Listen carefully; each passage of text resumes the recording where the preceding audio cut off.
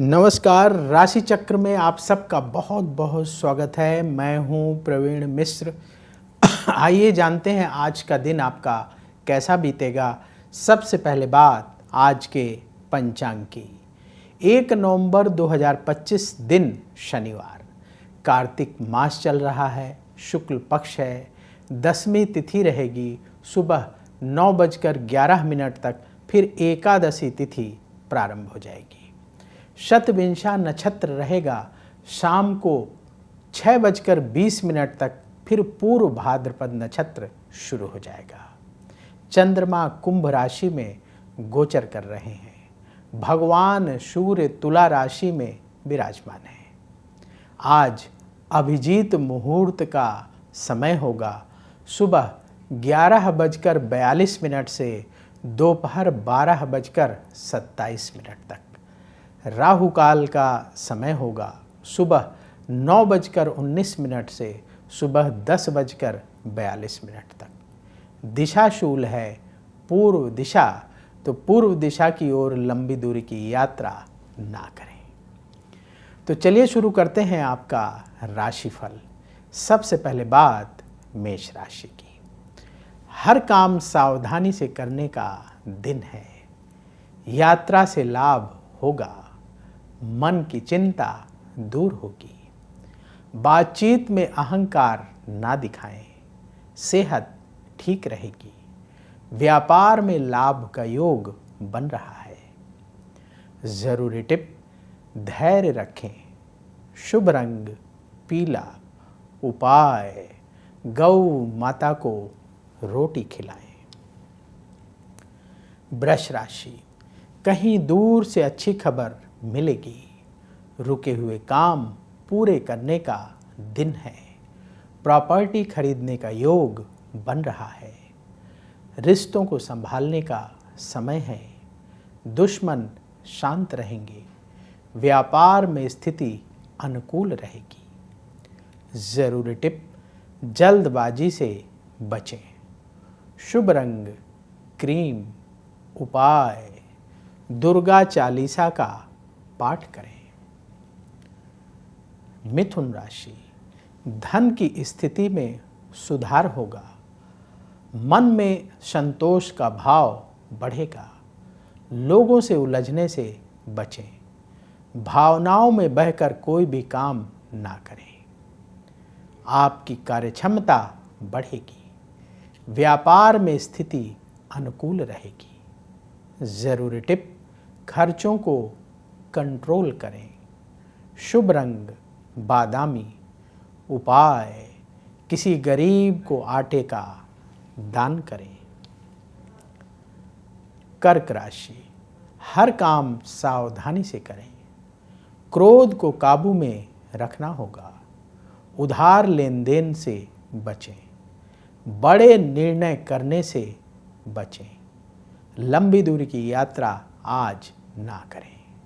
जो लोग बिजनेस करते हैं, व्यापार में नुकसान हो सकता है, सावधान रहें। जरूरी टिप, सेहत का ख्याल रखें। शुभ रंग सफ़ेद। उपाय, किसी गरीब को फल दान करें। सिंह राशि, अपने मन की बात परिवार वालों से कह दें। संतान को लेकर चिंता रहेगी। अपने खर्चों को कंट्रोल करना होगा। आवेश में आकर कोई बात कहने से बचें। भाग्य का सपोर्ट मिलेगा। व्यापार में स्थिति बेहतर होगी। जरूरी टिप, नेगेटिव विचारों से बचें। शुभ रंग मरून। उपाय, गौ माता को रोटी खिलाएं। कन्या राशि, मन आपका उत्साहित रहेगा। धन कमाने के लिए योजना बनानी होगी। शत्रु शांत रहेंगे। अपने व्यवहार में विनम्रता रखें। परिवार वालों की सलाह से काम करें। कारोबार से जुड़ी कोई यात्रा ना करें। जरूरी टिप, झगड़े से बचें। शुभ रंग हरा। उपाय, माँ दुर्गा की आरती करें। अब वक्त है आपके सवाल का। सवाल हम जिनका ले रहे हैं उनका नाम है, नाम तो इन्होंने इसमें लिखा नहीं, पर जो इस आईडी से सवाल आया है हितेश पुरोहित 1681 की आईडी से ये सवाल आया है।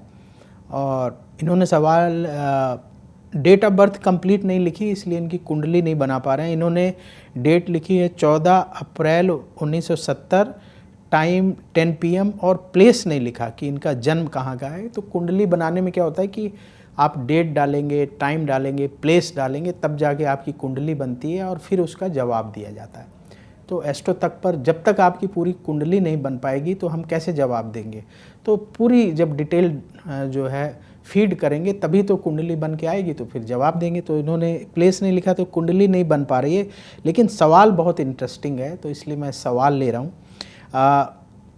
हितेश पुरोहित के नाम से जो आईडी उससे सवाल क्या आया है कि भक्ति बहुत करता हूँ फिर भी बिजनेस नहीं चलता। और इन्होंने लिखा इनकी कर्क राशि है और बर्थ डिटेल और टाइम तो हमने बताई, प्लेस नहीं है तो कुंडली नहीं बना पा रहे, नहीं तो हम कुंडली बना के बताते कि कहाँ दिक्कत है, क्यों आपका बिजनेस नहीं चल रहा है। लेकिन सवाल ये है कि भक्ति करते हैं और बिजनेस नहीं चलता। तो देखिए, भक्ति करना और बिजनेस करना दोनों अलग अलग चीज़। जब आप भक्ति करते हैं, मतलब कोई भी मंत्र का जाप करते हैं, भगवान की पूजा करते हैं, तो उससे क्या होता है, आत्मिक शांति मिलती है, मन शांत होता है और आपके लाइफ में पॉजिटिविटी बढ़ती है। कोई भी काम आप कर रहे हैं, जैसे बिजनेस कर रहे हैं या जॉब कर रहे हैं, तो उसमें जो बाधाएं आती हैं उनसे जूझने की, लड़ने की शक्ति प्राप्त होती है भक्ति से। और भक्ति से क्या होता है कि हमारे जो पूर्व जन्मों के पाप हैं, पूर्व जन्म कृतम पापम, पिछले जन्मों के किए हुए पाप हैं, नेगेटिव कर्माज हैं, वो कटते हैं, वो घटते हैं और फिर हम जो है ईश्वर के करीब बढ़ते चले जाते हैं, मोक्ष की ओर बढ़ते चले जाते हैं। तो भक्ति का उद्देश्य ये होता है। भक्ति का उद्देश्य कभी ये नहीं होता, भजन का उद्देश्य कभी ये नहीं होता, मंत्र जाप का उद्देश्य कभी ये नहीं होता कि आपका बिजनेस अच्छा चलने लगेगा, आपको नौकरी अच्छी मिलेगी। ये कैसे होगा? अब सवाल ये उठता है कि हमारा बिजनेस अच्छा कैसे चलेगा, नौकरी कैसे अच्छी चलेगी। इसका सीधा सीधा संबंध कर्म से है। सवाल बड़ा महत्वपूर्ण है, इसलिए मैंने ये सवाल उठाया। कर्म, आपको कर्म अच्छे करने हैं, आपको बिजनेस अच्छे तरीके से अपना करना है, जॉब कर रहे हैं तो जॉब को बेस्ट तरीके से करना है। आप जिस चीज़ का व्यापार कर रहे हैं, जहाँ आप व्यापार कर रहे हैं, क्या वहाँ पर उस व्यापार की उपयोगिता है और क्या आप उतने अच्छे तरीके से कर रहे हैं जितने अच्छे तरीके से दूसरे लोग जो उसी तरह का बिजनेस कर रहे हैं वो कर रहे हैं? क्या आप उनसे ज़्यादा टाइम दे रहे हैं? क्या आप उनसे ज़्यादा हुनर के साथ उस काम को कर रहे हैं? क्या आपके पास उनसे ज़्यादा उस प्रोडक्ट के बारे में जिसका आप बिजनेस करते हैं ज़्यादा ज्ञान है?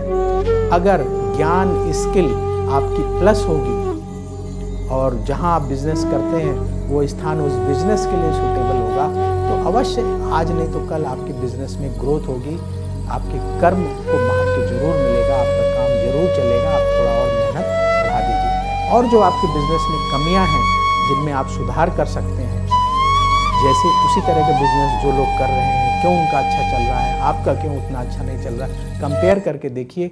जो कमियां पकड़ में आती हैं उनको ठीक करिए, अवश्य आपका बिजनेस चलेगा। आपने देखा होगा, हमने भी देखा है, सब लोग देखते हैं कि एक ही प्रोडक्ट की, एक ही तरह की 2 दुकानें होती हैं, लगभग अगल बगल होती हैं, लेकिन एक में बहुत भीड़ लगी होती है और एक में ग्राहक ही नहीं होते।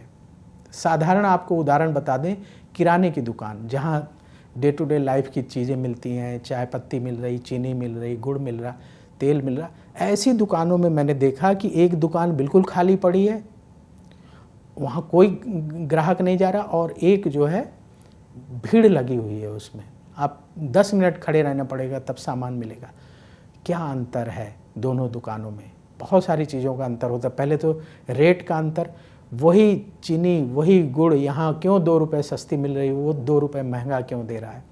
इसका व्यवहार कुछ अंतर होगा, उसका व्यवहार कुछ अंतर होगा, और कुछ चीज़ें होंगी। प्योरिटी में यहाँ ज़्यादा अच्छा मिल रहा होगा, वहाँ कम प्योर मिल रहा होगा, वहाँ कभी किसी